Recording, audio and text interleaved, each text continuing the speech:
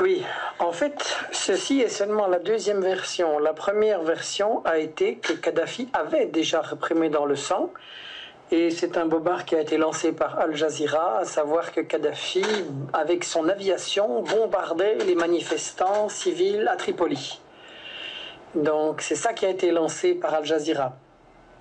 Il faut signaler que Al Jazeera est la chaîne télé que possède l'émir du Qatar, et que si Al Jazeera avait joué un rôle très positif dans la couverture de Gaza ou de l'Irak, et que ces journalistes avaient d'ailleurs été menacés ou attaqués par les États-Unis pour ça, à présent Al Jazeera a joué un rôle complètement négatif. L'émir du Qatar convoite le gaz de la Libye, les réserves financières de la Libye, et voulait empêcher Kadhafi de construire un grand pôle économique et financier au Proche-Orient, parce que le Qatar a le même projet, donc il y a une rivalité économique. Là derrière, le Qatar veut en fait devenir la grande puissance arabe, tout simplement.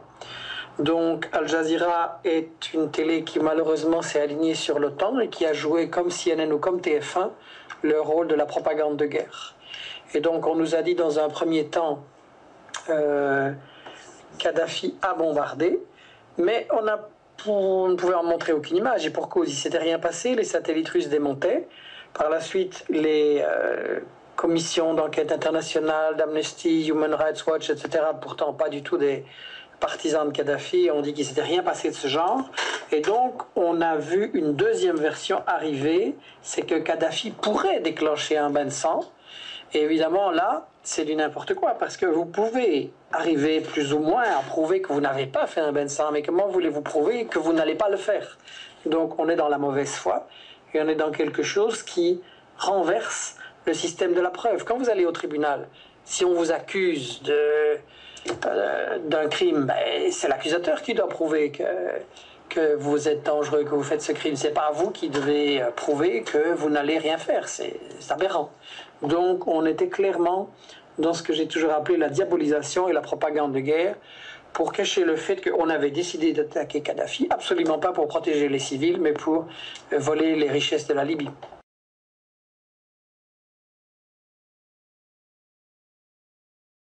Il n'a pas déclaré ça par rapport à la population de Benghazi, mais en fait, la phrase sur le bain de sang, c'est une phrase de son fils Saïf el-Islam, et elle a été complètement détournée de sa véritable signification. Qu'est-ce qu'il avait dit? Il avait dit, je cite un peu de mémoire, nous devons absolument négocier pour trouver une manière de faire des réformes en Libye, sinon il n'y aura pas 84 morts comme c'était le relevé jusqu'alors, des morts des deux côtés, je signale, hein, parce que on va en dire deux mots aussi. Et il disait, si on ne négocie pas, alors il va y avoir des bains de sang, et ils sont arrivés. Les violences se sont déchaînées, le grand nombre de morts est arrivé avec l'OTAN et à cause des bombardements de l'OTAN. Donc la phrase du fils de Kadhafi a été complètement détournée de son contexte. En fait, ce qui était soigneusement caché par les médias, c'est que les rebelles, les insurgés de Benghazi n'étaient absolument pas des gens qui faisaient comme à Paris, à Tunis ou au Caire, qui faisaient des manifestations pacifiques et qui se faisaient abattre comme au Caire, 850 tués, je rappelle. Ce qui s'est passé à Benghazi, c'est que immédiatement, on a vu dans les manifestations très provocantes de Benghazi des gens très armés aller attaquer les policiers, tout ce qui représentait l'autorité, commettre des atrocités épouvantables, attaquer les prisons pour délivrer aussi bien les prisonniers de la mouvance islamiste et extrémiste ayant commis des attentats dans le passé que les mafieux, que les délinquants, et donc ça a pris directement l'allure d'un soulèvement armé.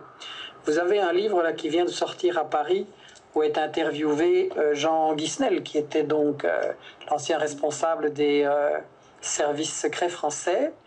Et il dit, je cite, les observateurs étrangers ne se sont pas demandé comment des centaines d'hommes sont apparus armés de canons B7 et B10, de canons bitubes antiaériens, de mitrailleuses de 500 et 800 et de lance-roquettes individuelles. Après quelques jours, on n'a pas vu des choses comme ça au Caire et à Tunis quand même. Donc il est clair que se confirme ce que j'avais écrit aussi au mois d'avril et que d'autres déjà ont dit avant. C'est un soulèvement armé préparé par les services secrets de la France et des États-Unis. D'ailleurs, il y a dans la presse de ces pays des aveux comme quoi ces agents secrets étaient là sur le terrain depuis longtemps et encadraient et organisaient tout le mouvement. Donc, quand on parle de la répression de Kadhafi, je ne vais pas dire que tout a été parfait. Les gens à Tripoli m'ont dit que la réaction de la 32e brigade de Kamis à la première de manifestation de Benghazi où il y a eu des tués a été très mauvaise. Et donc, ils déploraient cette réaction de la 32e brigade. Mais il faut dire que tout ça a été pris dans un enchaînement de violences provoquées dont le but n'était pas de protester pacifiquement et de demander plus de démocratie, dont le but était de s'emparer du pouvoir, du pétrole et de l'offrir à Sarkozy et à Obama.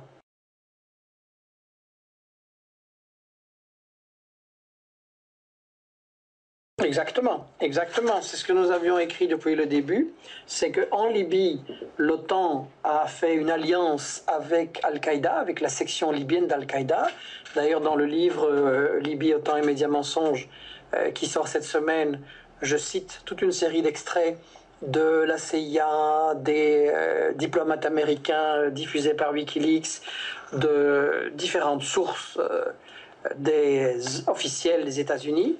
Et là, tout le monde dit que oui, ceux qui sont actifs, ceux qui sont à la pointe du combat en Libye, c'est la section libyenne d'Al-Qaïda, des gens qui ont été en Afghanistan ailleurs, qui ont trempé dans des attentats, que Kadhafi a évidemment réprimé comme tous les pays arabes ont réprimé ce mouvement à partir de 95-96. À ce moment-là, quand il réprimait ces mouvements, Kadhafi avait le soutien des États-Unis et de tout le monde, et maintenant les États-Unis et M. Sarkozy se sont alliés avec les terroristes d'Al-Qaïda, ça doit être dit clairement.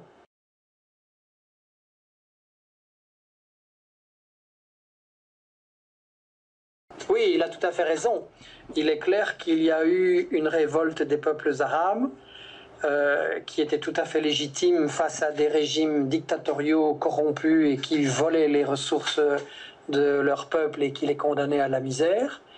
Et donc, ici, c'est tout à fait le contraire.